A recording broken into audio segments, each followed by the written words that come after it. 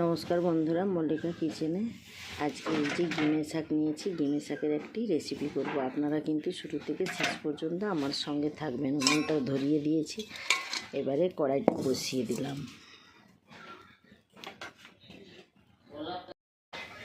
তেলটা কিন্তু গরম হয়ে গেছে। একটা শুকনো লঙ্কা আর কালো জিরে 1 চিমটে ফোড়নে দিয়ে দিলাম।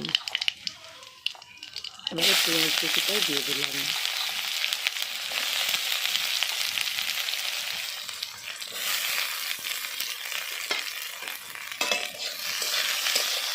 দিয়ে একটু নাড়াচাড়া করে নিলাম।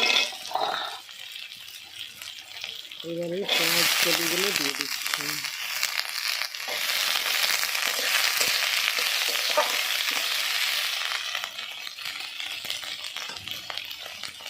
আর দিয়ে দিচ্ছি বেগুন, দিয়ে একটু নাড়াচাড়া করে নিচ্ছি। একটু ঢাকনা চাপা দিয়ে দিচ্ছি।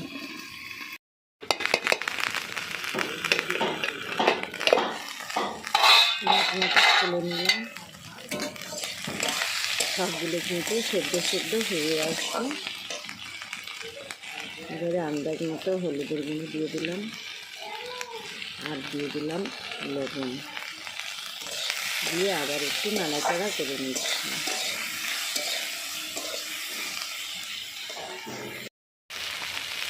এবারে কিন্তু পোস্ত আর তিল আর একটা কাঁচা লঙ্কা বেটেছিলাম, সেই বাটাটা দিয়ে দিলাম।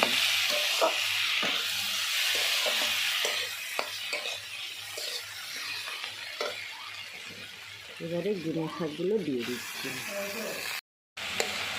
গিমে শাকগুলো দেওয়া হয়ে গেছে।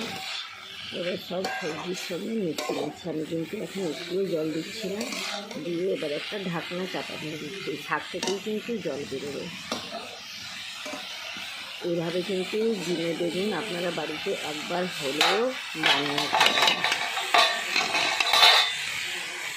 একটা ঢাকনা চাপা দিয়ে দিলাম।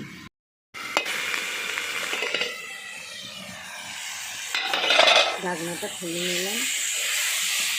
পুরো কিন্তু সেদ্ধ হয়ে গেছে। আমি এবার একটা অন্য পাত্রে নামিয়ে নিচ্ছি। একটুও কিন্তু জল দিই না, সব সেদ্ধ হয়ে গেছে।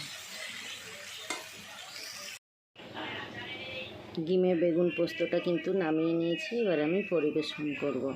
আপনারা অবশ্যই এভাবে একবার হলেও বানিয়ে খাবেন। আজকের মতো তাহলে টাটা।